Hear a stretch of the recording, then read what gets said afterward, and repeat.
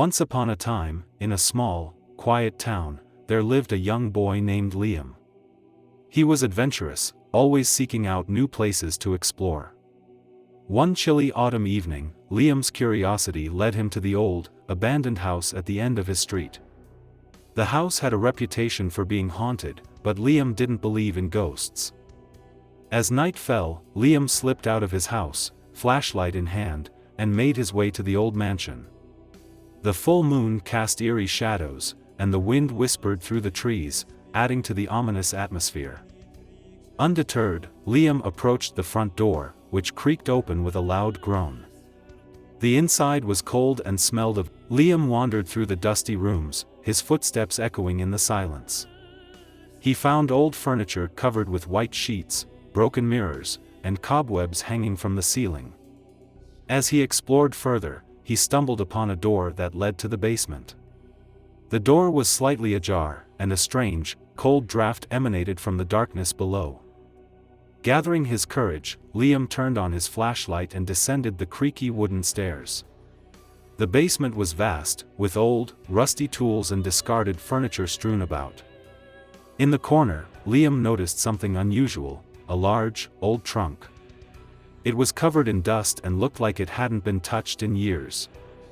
Curiosity piqued, Liam approached the trunk and slowly lifted the lid. Inside, he found a collection of old toys, clothes, and photographs. As he sifted through the items, he uncovered a worn-out journal. He opened it and began to read, discovering that it belonged to a young boy named Thomas who had lived in the house many years ago. The journal entries were filled with stories of Thomas's life, his family, and his adventures. But as Liam read on, the entries became darker. Thomas wrote about strange noises in the house, shadows that moved on their own, and a chilling presence that watched him from the dark. One entry, in particular, caught Liam's attention. It described a night when Thomas had gone down to the basement and encountered a shadowy figure. The figure had whispered Thomas's name, and he had felt a cold hand on his shoulder. The entry ended abruptly, with Thomas vowing never to return to the basement. Suddenly, Liam felt a chill run down his spine. The air around him grew colder, and he could see his breath in the dim light of the flashlight. He glanced around the basement, his heart pounding.